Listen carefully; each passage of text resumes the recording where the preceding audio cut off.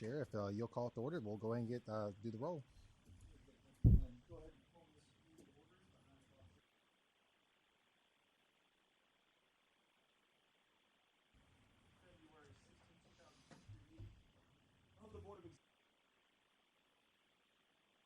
Jay, I'm sorry, we're not capturing it. So you're leaning in, just it's not capturing it on the mic.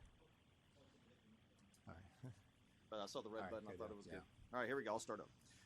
Notice of the February 16th, 2023 meeting of the Board of Examiners for Land Surveyors, including date, time, and location, has been noticed to the Land Surveyors website since August 18th, 2022. Additionally, this month's agenda has been posted on the website since February 9th, 2023. Thank you, sir. For the roll, Jay Kaufman. Here. Jackie Dillahay. Here. Gary Clark. Here. Kevin Martin. Here. All right, we have a quorum. I think we're ready for the agenda then. Are there any edits? I don't believe there's any edits to the agenda that I'm aware of. If there is, now's the time. Otherwise, I'll accept the motion for acceptance of the agenda. Move to accept. All right, we have a motion and a second. If there's any further, hearing none, we'll take a voice vote. All in favor say aye. Aye. Any opposed? Very good. So a motion for the agenda acceptance has been passed. Great. It looks like we're ready for the November minutes then. I'll give you a second to orient.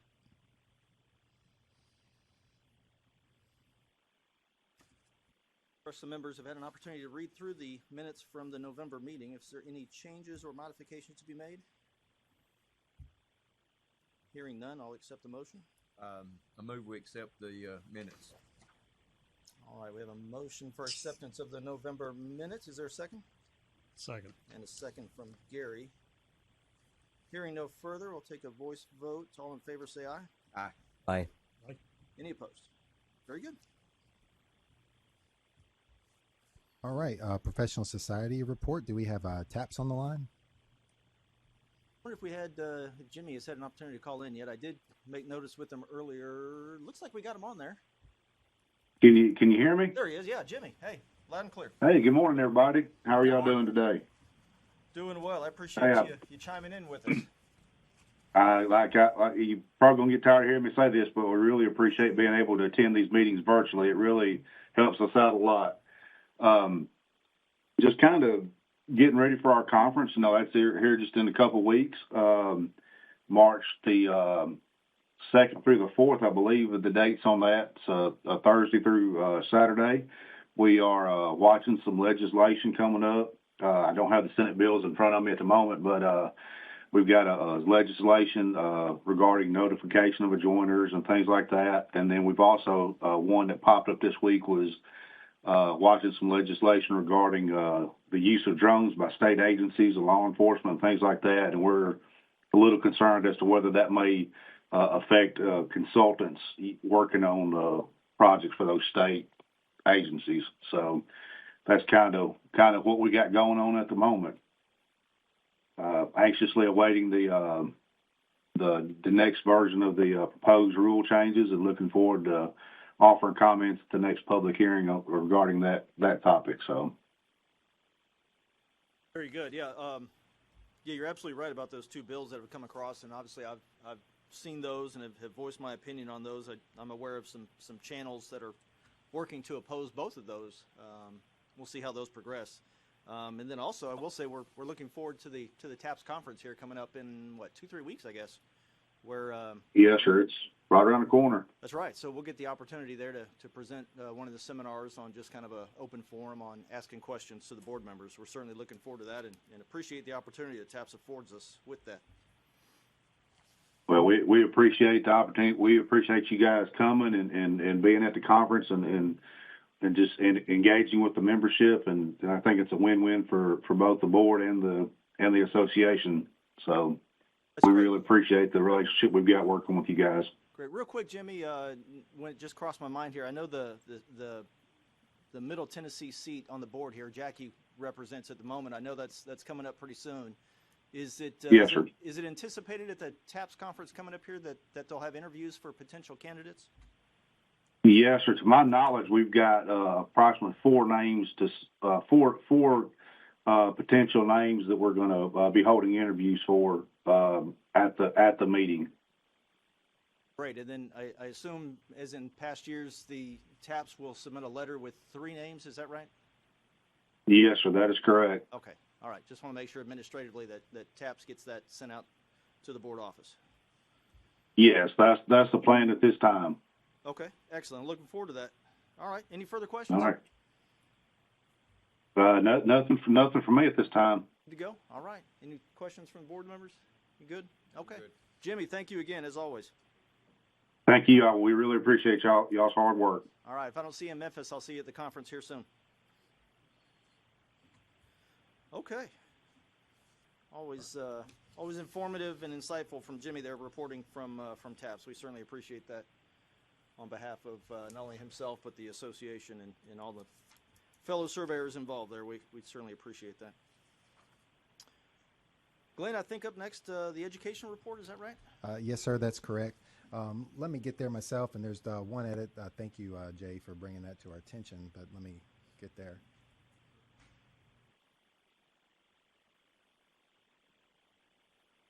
In fact, I haven't even had an opportunity to update the fellow board members on this one, as I just caught it here a few minutes ago. There was and it's just typographic. There's no substantial changes to it. I think on the very first one from Half Moon Education, the 2021 minimum standards for ALTA, there was a typo in there. We just corrected the typo. The one I did want to point out, about half and 2/3 of the way down, there's several courses that were submitted for PDHs from the North Carolina Society of Surveyors. I think originally that was shown as something to the effect of a TAPS chapter, which was incorrect. So we made that typographical correction to correctly represent the North Carolina Society of Surveyors, which I believe today starts their conference for North Carolina. So they were anxious to get those approved, as they have many Tennessee surveyors attending the conference. They, and rightfully so, should get credit for those that they attend. So I think we're on board with that. I certainly want to thank you and your staff for getting that straightened out. It all went real smooth, so very nice. And I appreciate North Carolina reaching out to me to just I helped them kind of walk it through the process. So it all worked out real smooth, so worked out well. Other than that, I don't think there were any other changes that I saw on the education report, unless somebody here has something. No? All right. Hearing none, I'll accept a motion for approval of those listed. I move that we accept it. All right. A motion has been made by Gary. Is there a second? Second. And a second by Jackie. Anything further? All right. Hearing none, by voice vote, all those in favor say aye.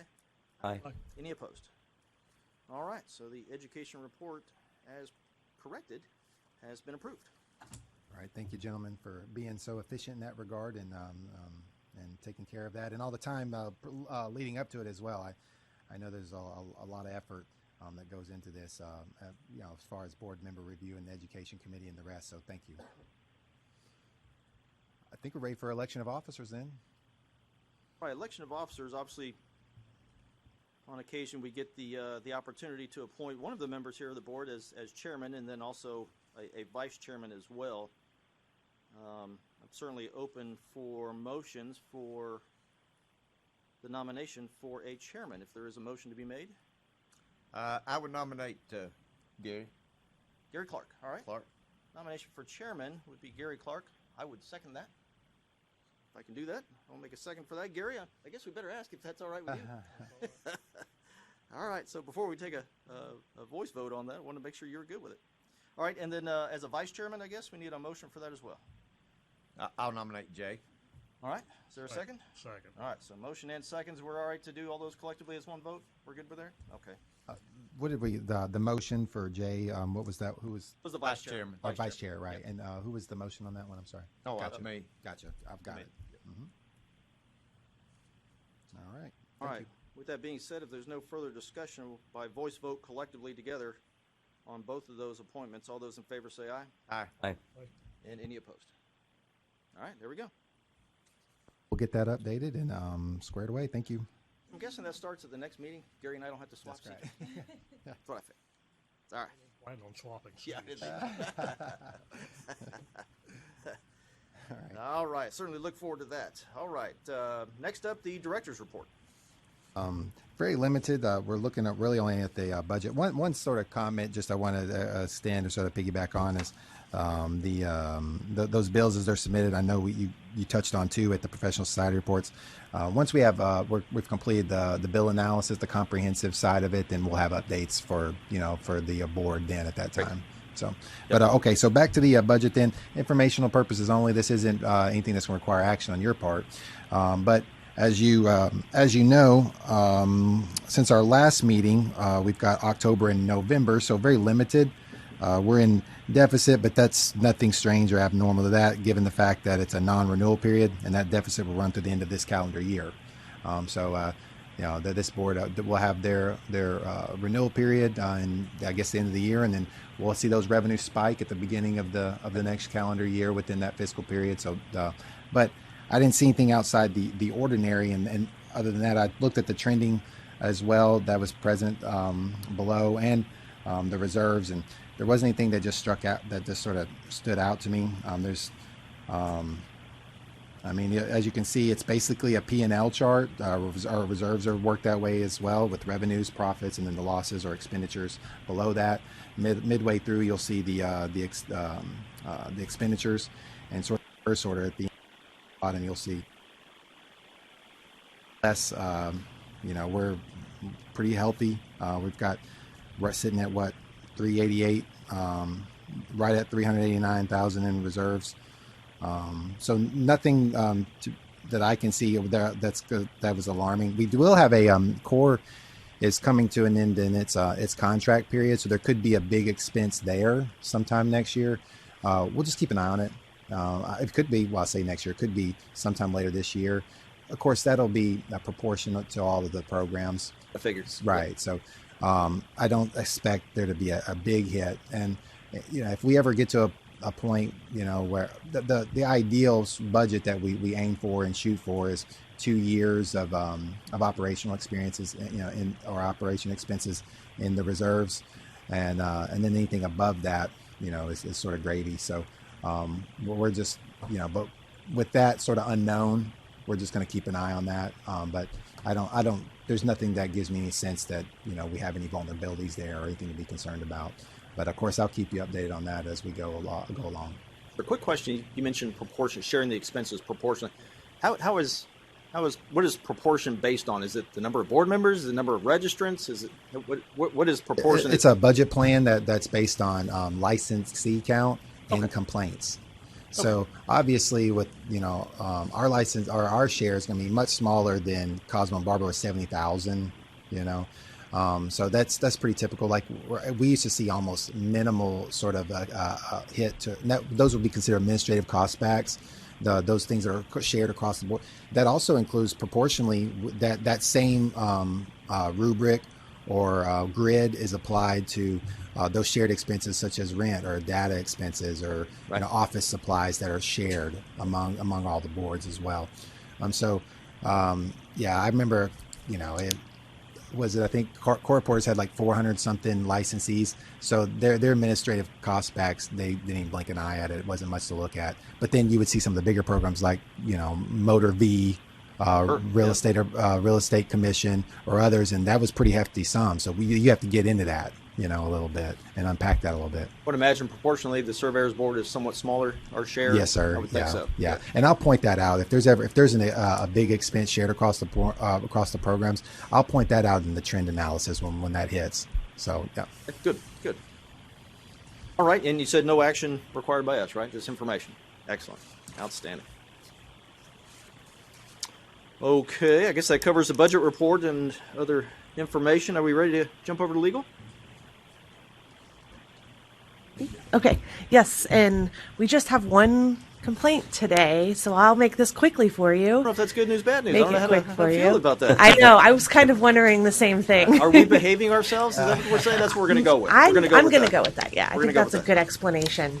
Okay, so the one and only is 2022-031-991. Complainant filed a complaint alleging they have been waiting for a respondent to stake their property after surveying it. Complainant alleged that they had contacted respondent several times over several months and filed this complaint to obligate respondent to set the pins. Respondent has since set the pins and resolved the issue pretty much immediately once I think they realized that complainant was upset.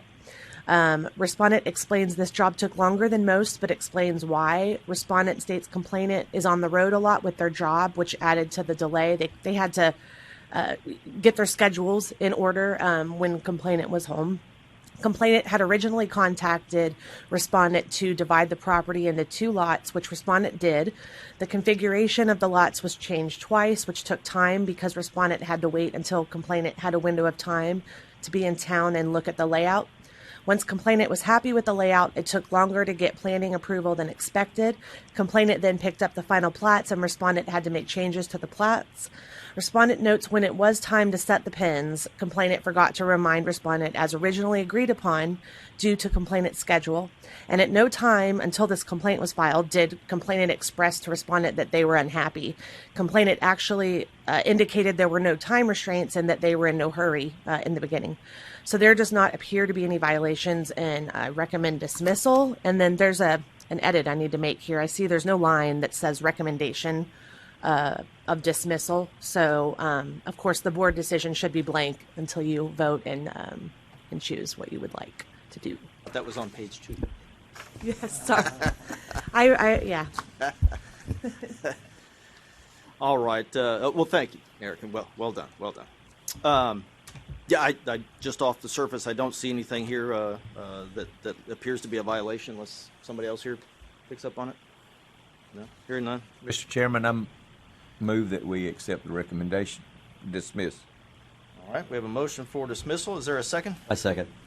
And a second from Kevin. Thank you. Any further discussion on that? All right. All those in favor of accepting the motion say aye. Aye. Aye. Aye. Any opposed? All right. Recommendation of dismissal is approved. Thank you, Eric. I think we have one more item there to discuss. I can discuss the administrative side of the agreed citation schedule, and then of course when we get in the details of the work product, I'll defer to Stuart, obviously, and stay on my lane because at this point I don't have a law degree. But at the last meeting, or excuse me, not the last meeting, but the August meeting of last year, the board already approved the administration to issue agreed citations with a fine of $100 to those licensees that fail to produce the required CE if selected during audit.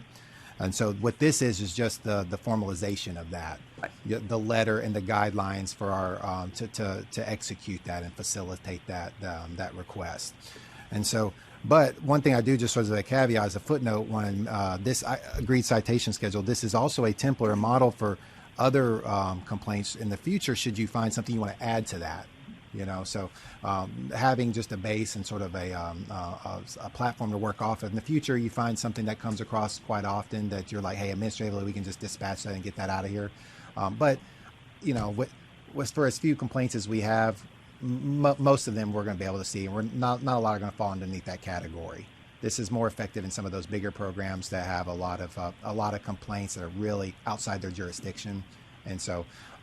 That's where we really see some gains on this. But, we will have and where this will be effective and how this will work itself out is when we run our audit come January through February, March, whatever, when we run that audit after the renewal period, if there's anyone that cannot produce proof of those CEs, then they'll automatically receive agreed citation for which they can sign, and then we can just report to the board then how many folks were issued those fines and have disciplinary action. But you won't have to go through each one of those and have those read into the record.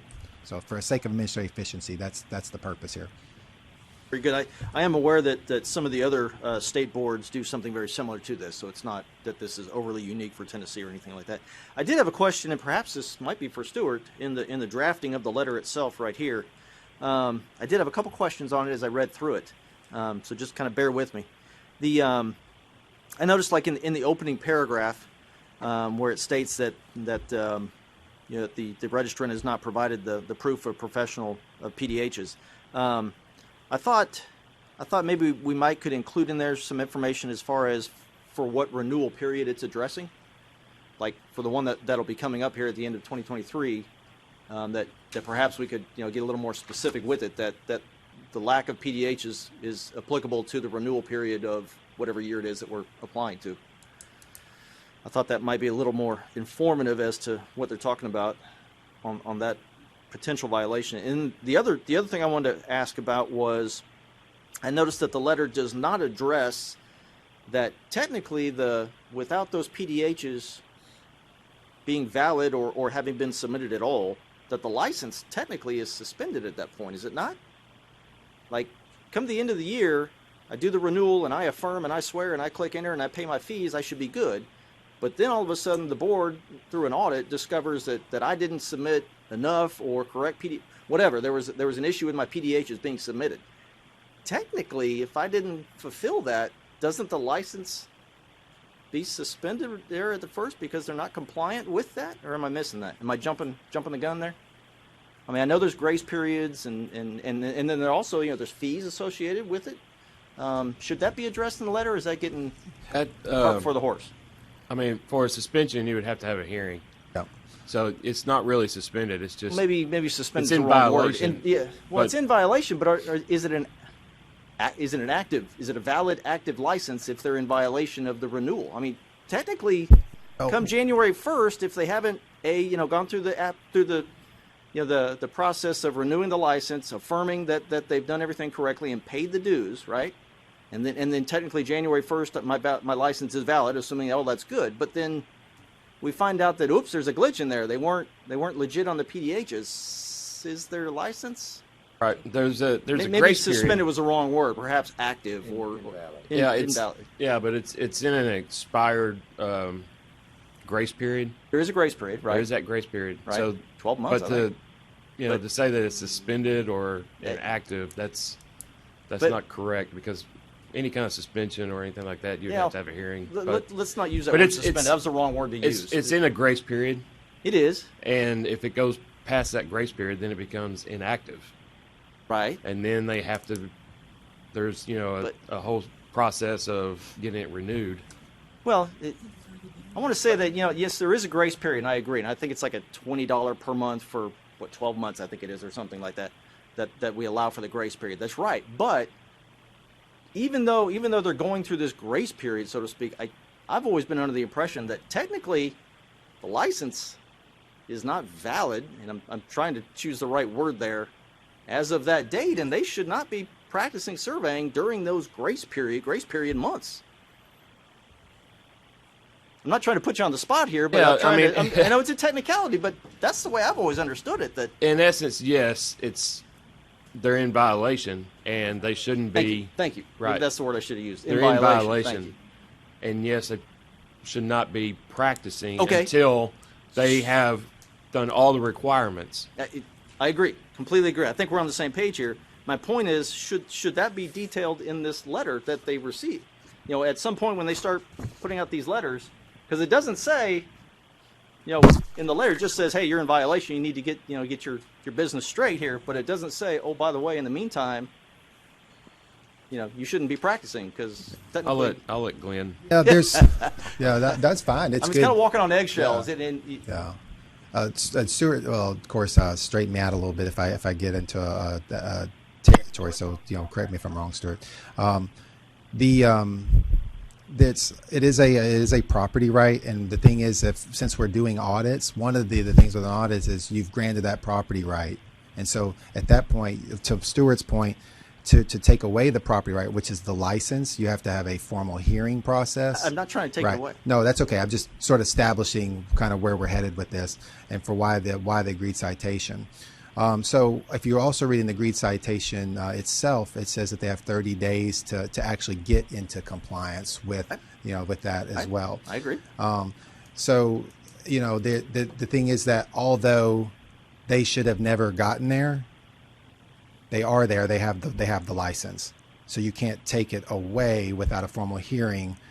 But again, I'm not trying to take away a license. Right. I wish I hadn't used that word. Right. But we are addressing the violation. I'm just saying that technically they're in violation of the PDH requirements, which invalidates. That's probably the wrong word as well. When they haven't met all the requirements, their license is no longer valid. So they can't practice until they get it valid. The thing is, it is valid at the point of the renewal, because even though they weren't in compliance, they attested that they are. For example, if someone was to fraudulently represent themselves in an application and we grant a license to them, then we have to take it back through a formal hearing. That's the only way that you would revoke, and then you would make the case that there was a material misrepresentation for which would grant, and then invoke those statutes for that revocation or suspension. So they have a license. That's the point. Was like when they renew, they attest that they have it, and so that until we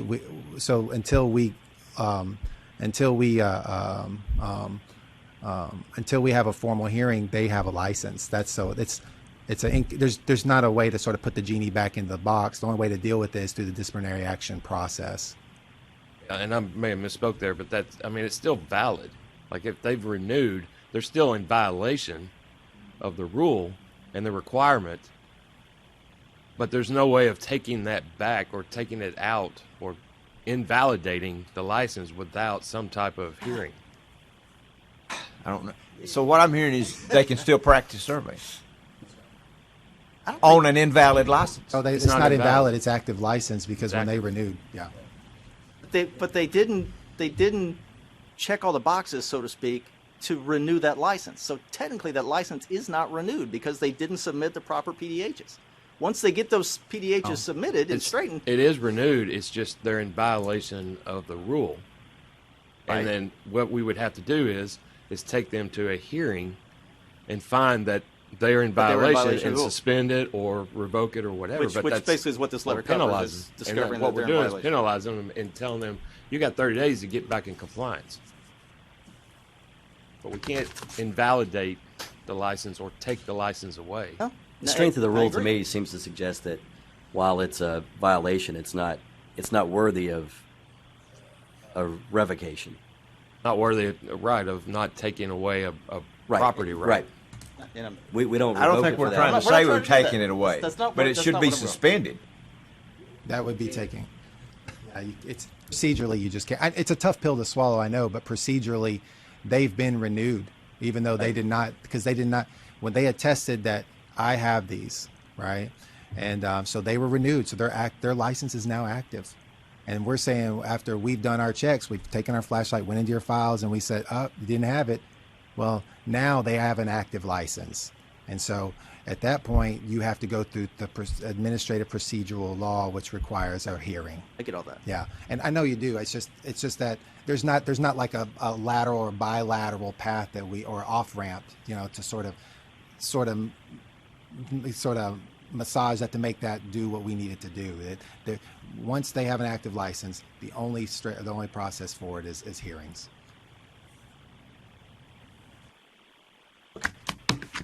Do a little more research. All right. Any comments on that? Anybody want to take that any further? I was going to get back to the I think we're saying the same thing, but I just don't feel like we're saying the same thing. Well, I think I follow you. At the moment. Well, if I understand correct, since it is a license, and the only way to revoke it or kill it is actually go through the due process of coming before this. So we can't just because they didn't turn in paperwork say you don't have a license anymore. That just starts them down the path where we have. It's the same as the legal report. Yeah, it's the same as somebody's in violation. They could be in violation of the code or the rules or the statute. Then you're making a recommendation to penalize them, but they still have a license. Unless you want to go to a hearing and suspend them or revoke them, or if they decide to voluntarily surrender their license. So it's just we're not putting it actually on the legal report for Erica to say this person doesn't have their PDHs, so we're going to penalize them $100. I understand all that. I just think that if they haven't met the requirements, the valid requirements that each surveyor has to do to renew that license, to make it valid for another 2 years, that if they haven't done that, then they shouldn't be surveying on a license that isn't valid or complete. Again, I'm not trying to revoke, suspend, take away. That is not where I'm going. I'm just saying that I don't think we can. It doesn't seem like that license is valid if they haven't met all the requirements for the renewal. I don't think we can restrict their way of making a living without having them come before us, just like any other complaint for any other violation of the rules. Correct. And this might help you understand like where we're coming from, or explain this better. We could stop them if we caught them before we renewed it. Yes. Then we wouldn't have to, there would be no due process needed. But because we've already renewed them and then we audit, we have to go through the whole process of now, and that doesn't mean we can't prove unlicensed activity at the hearing, but it's just an allegation at that But it's at that not time. Good point right there. Okay, so here's the question, really what it boils down to, and you said the keyword unlicensed activity. Is it unlicensed activity? No, 'cause they've been renewed. Now, if you caught it before, and they didn't, and we couldn't renew them because we caught the violation before the renewal, But there's and no- they continue to practice, There's no punishment. that to it. would be unlicensed. There's nothing. There's you can't catch them before the renewal because the PDHs aren't due until you do the renewal. There's no way that could be valid. But you could you could abandon the audit. You could do that and then 100% check everybody that all of their stuff, But that's the only way. That otherwise they have to attest, and then you do an audit. But many programs do that. So Okay. Well, I was afraid it's going to go. Okay. All right. Let's say Joe Surveyor renews his license. He pays the dues. He attests and affirms that he took his PDHs. Right. He randomly gets selected in the audit, and we discover that his PDHs were insufficient for whatever reason. And let's just for sake of discussion, this is February 1st, so we've had 30 days of we discovered for 30 days now that Joe Surveyor did not have the adequate PDHs, right, through this random audit. So he gets issued this letter, right? This letter, which basically assesses a fine and says, look, we caught you, type thing, all right, just in general. Does the board then waive any authority to be able to go back to any survey that he performed in the month of January, right? Let's say he did 10 surveys in the month of January where he stamped and signed, and by golly, he's a registered surveyor with a valid license. Does the board waive any authority for disciplinary action for unlicensed activity that he performed during those 30 days? because he was licensed, he had an active license at the point of renewal. What about once we put him on notice, though? I'm just going to have to give it up. I guess. Well, no, I see what you're saying. You want there to be some consequences for them not taking their PDHs and running and getting them after they've been notified don't have it. But I'm not saying we That- but would that's go after different. him, but I'm saying. But does that's the different than board saying waive they the- were practicing without a license. So if you drop that term, I think you've got more weight in the argument. That would do. So I'll take up Jay's thought right here. If we decide to cite them and bring them for a public hearing, do we have the ability to discipline them by declaring some of the surveys they've done during that time invalid? They have an active license. Because the license right. was actually Right. active. That's right. So we'd have to, our only disciplinary is through, fines and other things. That's right. It's just you treat it like you would any other violation with somebody with an active license, and so that's why we're here. And it's a good robust conversation. I'm glad we're having it. And so, but procedurally, you would just treat it like any other violation. And then in a perfect world, you would stop that before it got, you would find a way to stop that before it got there, and then go back and sort of evaluate all the things that we were describing here. But at the end of the day, too, these folks, if they've truly committed a crime of opportunity, maybe they thought, maybe I'll just roll the dice and I won't get popped, and then let's say they do that. Well, they got popped. They have discipline on their record, and they have to report that for forever. So it's not going anywhere. So they are still taking a hit in that regard. And not only is there the violation of noncompliance with your PDH, there's a violation of lying on an application or a renewal. Right. And that can be as severe as you want it to be, depending on all the circumstances that are presented. If you don't believe that they made a mistake, if it was intentional, all those things come into play. Does I'm glad you brought that up here. I don't know that this letter here addresses that in terms of lying Right, on it doesn't. on the swear and affirm. Is there a reason why it doesn't? Because obviously they did. It's a separate violation. thing that's good to keep in mind too, and Megan mentioned it to me, whisper in my ear, but that's if you read the agreed citation, they still have to produce those PDHs. They do. You Right. know, and so and they're doing that within 30 days. So you're looking at, and if we're running this audit, you know, somewhere between, I'm not going to give all of our secret squirrely details, but several months between, you know, after it was due, and then they've got 30 days, you're looking at compliance within 6 months with those 30 PDAs. So the end result is still the same as well. And they have discipline on their record. Going back to, is there a reason why we only address the lack of PDHs and not the lying on the renewal? The swear and affirm, they said yes, but in actuality they said no. I mean, aren't they kind of hand in hand, 1 and 2, peanut butter and jelly? Aren't they go together? Is there a reason why we don't? Oh, it's a separate violation. And Okay. and it could, I just, Let's and hit 'em- let's hit 'em twice. correct me if I'm wrong, but at the point of this, we don't know, they might have the PDHs and they just forgot to submit them. And I think it's going to be a factual based, you know, we don't know anything You about don't know the it. intent, like they Is did there on intent purpose or or they is didn't. there not? I'm not saying it's not okay. It's not okay no matter what. But they might have the PDHs and we just didn't get them, or we could have made, I mean, God forbid, we could have made a mistake. Really, this letter is just Putting them on because they notice. ignored putting the them other on notice. that there's something going on and we need to correct it. But my thought on it is it still. My thought is it still addresses. To me, it suggests that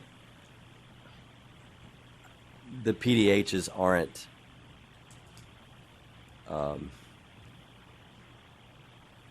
As critical to maintaining the license as, say, testing for the, which I would agree as well, right? You know, I passed the test, I got my license. I'm not saying they're not important, but to me, the fact that we don't do a 100% audit suggests that we could tolerate, and we know, right, based on history, we know that some get through. I mean, does anybody say that? Anybody agree that? So 10% random audit, somebody's going to get through it. That's fine. I mean, it's part of it. right, it's part of it. So, but it suggests to me that it's not worthy of letting them not practice. I would agree with that. Yeah, and one further point too, I just wanted to say too, is that this is not a variation from what we've done in the past. This is anytime we've had somebody pop on CE audit, they got fined and disciplinary action, had to produce PDHs. So this is straight in frame and within that stream. So nothing's changed. Right. You know, yeah. I'm not saying that, but I don't know. And it's a settlement offer. It is. It's a way to settle it without having more severe consequences. If they want to fight it and we go forward, we absolutely, and we make that clear that this can result in civil penalties or other disciplinary action that may be more severe than this. result in a consent order. Is that what it is? Yes. It is. If okay. they agree If they agree, right? if they right, agree, right. Otherwise, it would be a hearing. Right. Yeah. I understand. Yeah. Got you there. I'm still. I don't know. Maybe I'm just the outlier here, but I still think the violation that they lied on the renewal for the I swear and affirm that I've taken. I don't think we're at I think that should be pursued. But Yeah, but I don't think we're at that point yet. That's the law enforcement This to me. one's just saying you ignored our first notice, and this is what you get for it. And if they finally have to come up and say, well, I need 6 months to go and actually take the classes, okay, now we're in a different ballpark. And to your point too, Jay, should they just say no? I don't. If they were to say I don't want to sign this, I'll go to a formal hearing. Then everything's back on the table. it's fine. Yeah. Then you can Oh, talk yeah, about that's right. all Absolutely. of it. You know, and so, yeah, and to Mr. Clark's point, when we get there, then we can bring that up. Then.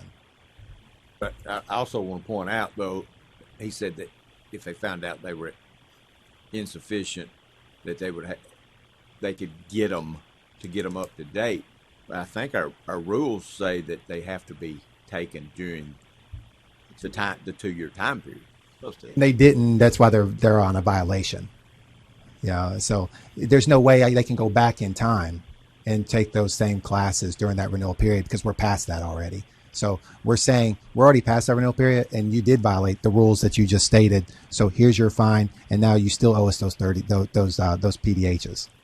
You know, so we haven't forgotten about those PDHs. You just got to give them to us now. And that's really the purpose, right? It's not. Right. It's not. Right. We don't Right. want to revoke their license, or No. but we just want them to maintain the requirements, and that's the way of, hey, So you got requirements. I mean, in the big picture, as far as the letter goes, it's a great idea. I mean, I'm 100% backing that administratively this could be handled so much more efficiently by going through this way. So I'm not trying to poo-poo on the letter itself.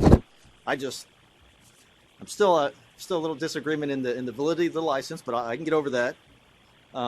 You still want to put the audit years in there? Yes. Okay. Yes, I think for clarification purposes. And the other thing that I would encourage is the second violation for the swear and affirm, because obviously if they checked it, they read it, they agreed to it, and they didn't get the PDHs submitted. I mean, number one, they should have done it on just because it's a renewal period to begin with. I mean that just goes with your license. Then number two, they physically read the sentence and said, yes, click, I swear and affirm that I've done it, and then still didn't do it. What is it? 3 strikes? Is that what we need here? I mean, they violated it. Period. It should go hand in hand, is my opinion personally. I don't know how the others feel about it. Maybe there's some other administrative issues there, but that's just how I feel about it. All right, it's off my chest. We can move on to. Still want that chairman position? Too late now. By this time, I'd already told you it was wrong. The only thing there we go. We'll just have to vote to add the amended language for the date, the renewal period date, to add to the letter. Okay. And then, of course, and later on, if you just have a change of heart and then you want to bring out the guidelines again, then we can discuss it again. It doesn't mean it's not like once it goes out the door, today, that's the end of it, then we can have that discussion again too. But I think with the amended language, then it appears that we may be ready for a vote on that in that regard. So I'll let you lead that. Yeah. So I would entertain a motion to amend the language here to include verbiage on the first paragraph that details which renewal period that this is addressing, such that the respondent can get a little more clarification on that. So if there's a motion for that, I'll take it. So moved. All right. Motion. Is there a second? Second. And a second. Any further discussion? You're hitting the speaker button. All right. Hearing none, by a voice vote, all those in favor say aye. Aye. Aye. Any opposed? All right. There we go. I think we're good. All that being said, it's a good idea. I like the letter. No, it's a great discussion. I love it. That's the idea. I mean, we want to stress test it. I used to tell all of our folks, and when they come in, I love questions. I love debate because that's stress test, and that's healthy. So that's good. And I appreciate that. Appreciate the back and forth. That's good. I think we're ready for new business then. I don't know of anything in new business unless somebody has something to address. Nothing there. Okay. Nothing to cover there. I did want to follow up. I guess it'd be kind of old business if we could add that to it. I did want to follow up on the submittal of the required coursework that I did provide to you. That's quite an endeavor, actually. Going through course catalogs of university after college after schools, it's a lot out there. But it's very thorough, I believe. I did mention to you that I do want to add a couple paragraphs of just kind of explanatory language. But I think it will bring the approved coursework up to date, as opposed to the old one, which was, golly, I think it was like 2006 or something. It's way past date. But the fact is, I mean, there's no way that we could cover every university with every course. There's going to be something obscure in there that needs individual board attention, and that's fine. But that's just where we're at. So anyway, just wanted to kind of put that on record that it was done.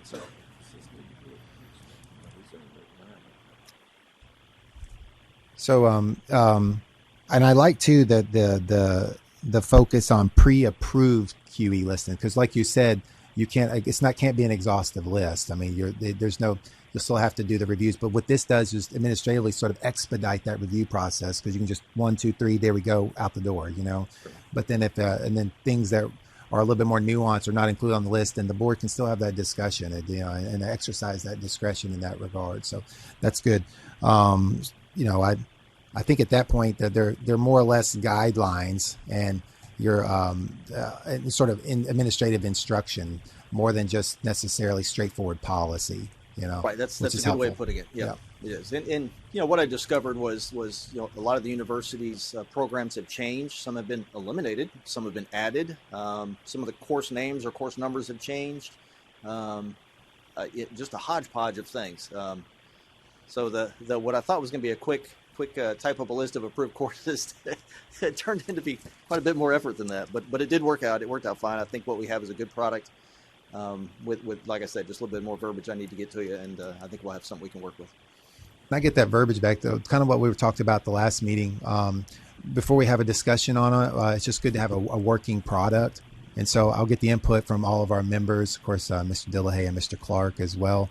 And then once that's brought together into one working document, then we'll have something a little hardier to discuss. So that's what we're looking for. So once I get that from Jay, I'll get that to each of you. Very good. While I'm thinking of it, can you touch on the topic of what was scheduled to be another public hearing at this meeting? If you would address that quickly and why we're not having it this month. Yeah, we're going to have it. It looks like probably next month. Of course, Stuart, he's got the inside baseball, so he can interrupt me if I go astray here. But it has to go through a approvals process, reviews process. So and then of course you have to have the appropriate notice because you want to make sure you have all the public the opportunity to interject their comments as well. And so we just haven't hit that we were able to meet that deadline just because of the process itself. It's very robust and it's intended to be, and so that's a good thing. You don't want to issue stuff that's in contradiction to other rules or statutes elsewhere. So Attorney General's office gets a look at it. Administration, policy director, everybody gets to touch it. So, but it looks like right now, let's do it. Is it May? Does it look like we're set up for May? Okay, May then. Okay. Yep. Only reason I brought it up was Jimmy with TAPS had brought up the idea of looking for when those rules changes were going to come into effect, and I think at our last meeting we had tentatively scheduled the public hearing for today. Obviously, it didn't happen, so I just kind of wanted to get that out there in case people were asking. So, very good. We'll look forward to that. Right. Very good. All right. Anything else? Anything else we need to add? Just on the screen there, just like that gentleman trying to. Yeah. He's got a hand up or something. Is that right? Mr. Cook, could you quickly state your comments or what you were needing, and then we can see. Typically, we try to make sure that folks are on the agenda first, so we can administratively handle much of that, because sometimes we don't have jurisdiction for the requests or inquiries that come before us, and we also want to make sure we have all the information that we need in advance so that we can make an informed decision by having all the supports. But so not knowing his particular case, but seeing that he's on the screen, we can at least entertain your initial comments. But we will have to keep those limited. Mr. Cook, did you have something you wanted to say to the board? Yes, sir. And I appreciate y'all's time today. And granted, I'm not on the agenda. I do appreciate the time and let me make a quick statement regarding my application. I've currently been in the process of initial application or through reciprocity as an Alabama professional land surveyor to get licensed in Tennessee. And I've been deferred due to educational requirements through the related science program. And so I would like to touch on that and just speak to my experience over, 6 years of experience that I have before I was licensed in Alabama, and the work that we've done in Tennessee under, another principal in charge for those projects where I practically, managed the project but had someone else, worked under a licensed land surveyor, and kind of just speak to my experience and appeal that deferment. Yes, sorry to interrupt. It's because you're not on the agenda, we don't have an application in front of us to review. If you can send that your comments, and then we can put you on the agenda in May. But we can also review all of your documents in advance as well. So if you could send that either to Alexandria Griffey or myself, Glenn Kopchak. It's be Glenn, GLENN Kopchak, KOPCHAK @tn.gov. Then we can process that and then bring that for the board, because may be able to even administratively take care of that prior to the meeting itself. Okay, perfect. That sounds great. All right. Thank you, sir. Thank y'all. Thank you for joining us too. We appreciate that. We always encourage anyone that's on the outside to be looking in and to participate but we just want to make sure we have all the information we need. Then thank you for getting on the site. For sure. Again, I want to appreciate you and thank y'all for y'all's time. Thanks, sir. All right. Okay, well, obviously we appreciate anyone that either chooses to listen in or call in, but you're absolutely right. If they're not on the agenda, then we as a board, administratively, and ourselves just aren't prepared and don't have the back information that we need to address it correctly. I'd rather wait and get it correct as opposed to off the cuff trying to address something unprepared. So we may not have been able to answer or handle his immediate questions, but I'm sure that we both as board members and administratively will once we get all that information that we need. So. But anyway, I don't want that to discourage anyone from listening in on the meetings, and if you wish to participate, just ahead of time, put yourself on the agenda. We'd be glad to add you on there and give you all the time that you need. So, okay. Anything further? Anything further? All right. Is there a motion for PDHs for today? Looks like we've been here coming up on an hour. So moved. So moved for one PDH. One PDH. All right. Is there a second? A second. Any further discussion? If not, by voice vote, all those in favor say aye. Aye. Any opposed? All right. So one PDH is approved. Anything further? Move we adjourn. The meeting is adjourned. Thank you.